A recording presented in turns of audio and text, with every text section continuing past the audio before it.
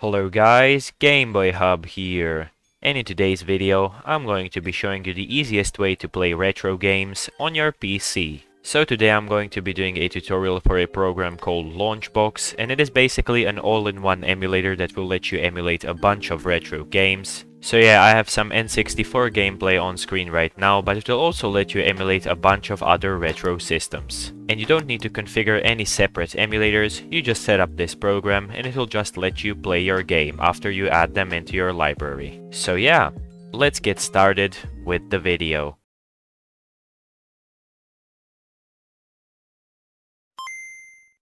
So once you guys are ready to start with the tutorial, you just want to go to the first link in the description, and it should bring you to the official LaunchBox page. Now LaunchBox is basically an app that will let you emulate a bunch of retro systems without downloading any extra emulators. You just need to have the games for those systems and it will work automatically. So you just want to press the download for Windows button, and then it will ask you to enter your email address and you will actually get your link by email. So I will just enter it right now and then I'll jump to my email. And after you enter it, it will say thank you, please check your email for the download link. So I'll just go check that right now. And here is the email with the download link. So just press the download here button and your download should start. And after you downloaded that, you can hop over to Edge Emulation if you need to get some games. Pretty much all the systems listed here will work with LaunchBox out of the box. So I'll just get some games for the Nintendo 64, that is the system that I'm gonna show in this video. So yeah, I'll just click on Nintendo 64. And I basically just downloaded some of the top downloads because I need to have multiple games just to show you guys. So yeah, now let's hop over to our desktop and continue with the install. So the first thing I'll do is extract all of these zip files. And as you can see, all of these are .n64 files and these are the way they should be. So I'll just extract all of them right now. And there you go, now I extracted all the games. So I'll just create a new folder and I will call it N64 games,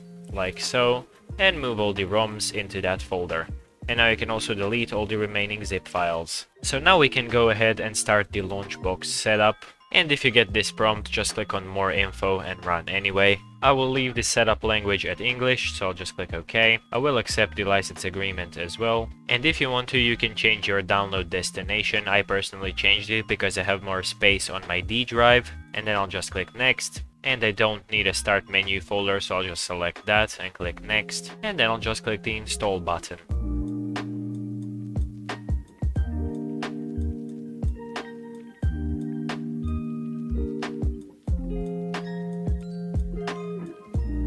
And after a while, LaunchBox should open up after it has finished installing. So at this point, we just want to import our ROM files. So just click on Import ROM Files, click Next over here. And now we need to click Add Folder and select the N64 Games folder that we made earlier. So I'll just select it right over here. And then we can click Next. Now you want to select N64 down here. Here it is, so just select it. Click Next. And at this point you want to click Automatically Install and Configure RetroArch. RetroArch is basically a multi-purpose emulator that will emulate a bunch of systems. So it is very nice to have that installed so you don't have to manually add emulators. And I will click Move the files into my LaunchBox Games folder, and then I'll just click Next. And on this page it will ask you to download the art for all games so you can see boxes and 3D boxes and stuff. You can deselect some of this stuff, but then of course it will look worse. I'll just leave everything checked because I'm not worried about space, and click Next. And you can also configure MU movies if you want to, but I'm not gonna do that. And leave everything as it is over here, click Next again, and then you can just click Finish. And now this process will start. Now this might take quite some time, so I'll just be back when it's finished.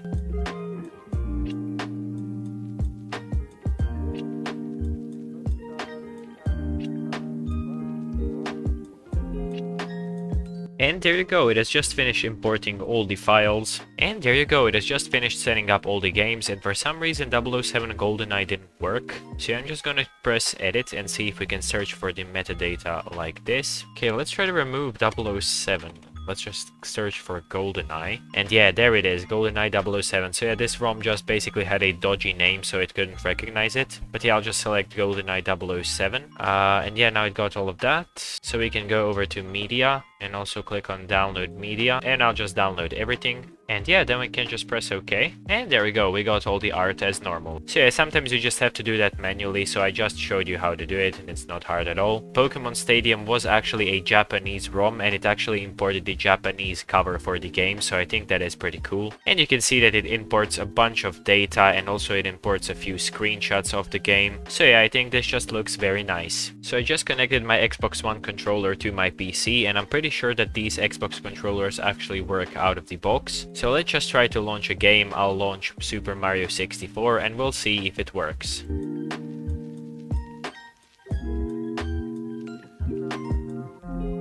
And yeah, it just said Xbox Series controller recognized before there, so that's pretty cool. And yeah, all of the buttons actually work absolutely fine. Everything's as it should be. So let's just click on new right over here. That is pretty cool that it just recognizes the controller. You don't need to do any extra setups. And yeah, you can see that the game works absolutely normally. It doesn't have any stuttering or glitching. So yeah, it is just that easy. You can pretty much be up and running with N64 emulation in 5 or 10 minutes. So to import more games, just go over to 3 lines over here. Click on Tools, and then Import, and then you can select ROM files. And yeah, then you can actually import more ROM files. And because it's using RetroArch, you can pretty much import any of these systems right over here into LaunchBox and play them just fine without any extra setup. And some systems like the Sony PlayStation require the ROM file, and I believe the Nintendo Wii also requires some other files. But yeah, all of the basic systems like Game Boy, NES, SNES, N64 and others, you can just get up and running that easy. So yeah, thank you guys so much for watching this quick video, and if you enjoyed it, be sure to leave a like and subscribe for more videos like this one. Also, please check out my Twitter and Instagram, and I will see you guys in the next video.